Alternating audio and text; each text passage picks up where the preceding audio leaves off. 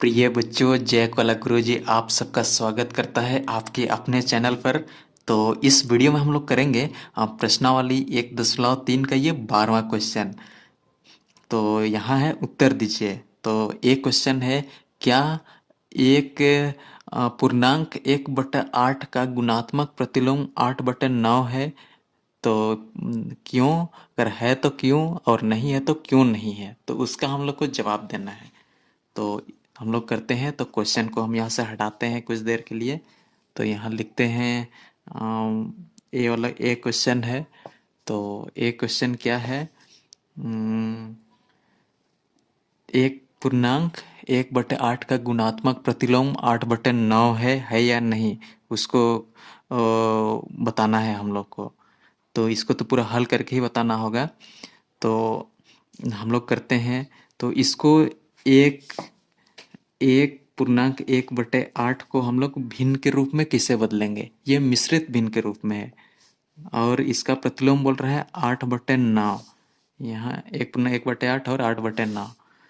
तो देखते हैं इसको कैसे बदलेंगे। तो इस तरह से बदलते हैं, 8 1 का 8, यानी इसको इसके साथ गुना करते हैं, 8 1 का 8, और उसमें ये ऊपर का अंश है उसको जोड़ देते हैं तो 9 हो जाएगा। तो ऊपर 9 हो गया, और नीचे ये 8 जैसे का तैसे उतरता है। और ये 8/9 बोल रहा है कि इसका प्रतिलोम है, इसका प्रतिलोम ये 8/9 है। तो प्रतिलोम का मतलब कि इससे गुना करेंगे तो एक आता है कि नहीं, वो बोल रहा है, पूछा जा रहा है। तो यहाँ 9 से 9 कटेगा, 8 से 8 कटेगा। तो हम लोग का यहाँ एक आ गया आंसर, यानी कि 9/8 में 8/9 गुना करेंगे तो एक आता है, यानी कि इसका प्रतिलोम है ये। तो इस तरह से हम लोग बगल में, हाँ इस तरह से, तो ये हो जाएगा आंसर। तो अब हम लोग करेंगे ये बी क्वेश्चन। तो बी क्वेश्चन है, क्या 3 पूर्णांक 1/3 का गुणात्मक प्रतिलोम 0.3 है, क्यों अथवा नहीं? तो बी क्वेश्चन को भी वैसे ही करते हैं। तो बी क्वेश्चन को करते हैं। बी क्वेश्चन है, 3 पूर्णांक 1/3 का गुणात्मक प्रतिलोम 0.3 है अथवा नहीं। तो यहाँ हम लोग ये मिश्रित भिन्न है, इसको भिन्न के रूप में सबसे पहले बदलेंगे। तो 3 3 9, ये दोनों को गुना करते हैं और उसमें अंश को जोड़ देते हैं। अंश में क्या है, एक है, यानी ऊपर में। तो 3 3 9 और 1 10, और नीचे यही भिन्न, यही हर आएगा।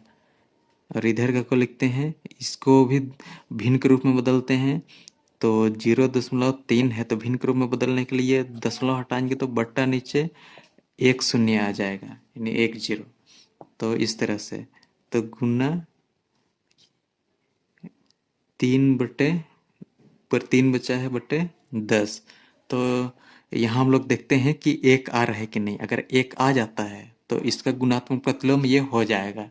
तो इस तरह से 10 से 10 कटेगा, 3 से 3 कटेगा, तो आंसर 1 है।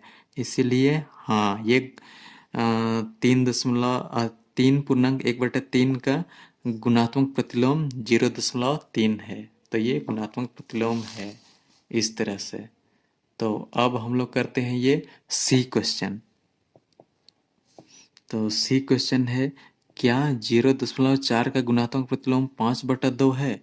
तो 0.4 को लिखते हैं और इसे गुणात्मक प्रतिलोम बोल रहे हैं 5/2। तो ये है कि नहीं हम लोग चेक करते हैं। तो दशमलव हटाएंगे नीचे 1 0, इस तरह से 4/10। अच्छा, ये कट भी जाएगा, 2 दूना 4, 2 पचे 10।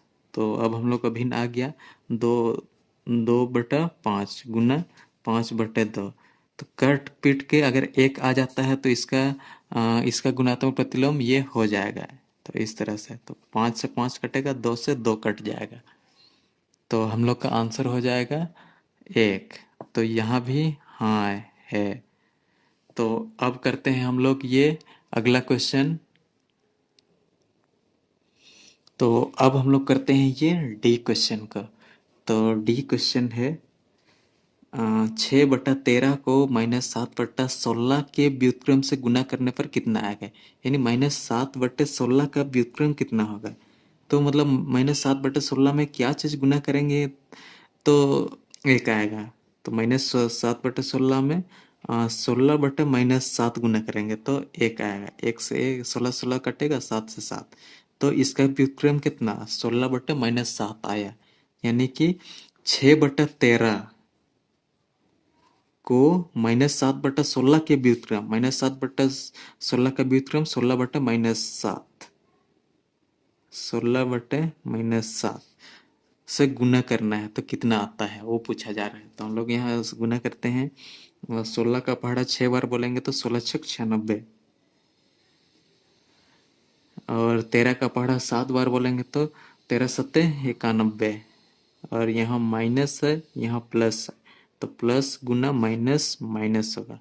तो हम लोग का आंसर हो जाएगा, आंसर ये नहीं होगा, हर में माइनस नहीं होगा, तो -96/91, हर को ऊपर ले जाएंगे। कैसे ले जाते हैं बोलने से, -1 ऊपर नीचे गुना करेंगे तो ये माइनस ऊपर चल जाता है। तो इस तरह से ये हो जाएगा हम लोग का आंसर। तो अब हम लोग अगला क्वेश्चन करते हैं ये ई क्वेश्चन को। तो ई क्वेश्चन को करते हैं 5/7 प्लस 2/7 गुना 5 का मान क्या होगा। इसको मतलब कि सॉल्व करके या हल करके बताना है कि आंसर कितना हो जाता है गुना 5। तो यहाँ हम लोग करेंगे, और सबसे पहले तो ये हरों का लासा निकालेंगे, तो हरों का लासा आएगा 7, लघुत्तम समापवर्तक 7 आएगा।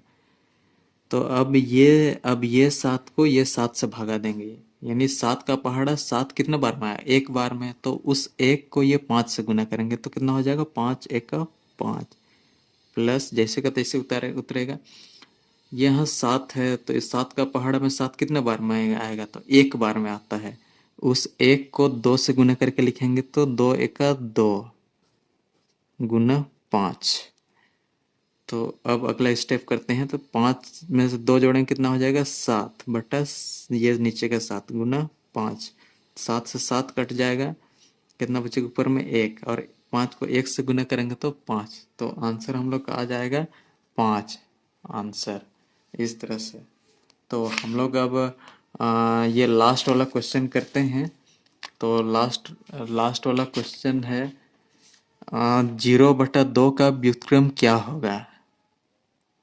एक क्वेश्चन है 0/2 का व्युत्क्रम, मतलब कि, तो ये 0/2 तो क्या बोलेंगे, 0/2 ये अपरिभाषित है, मतलब कोई भी जीरो को कोई भी चीज़ हम लोग भाग नहीं दे पाते हैं, इसलिए ये अपरिभाषित है। तो आंसर हो जाएगा अपरिभाषित, ये परिभाषित ही नहीं है। तो इस वीडियो में इतना ही।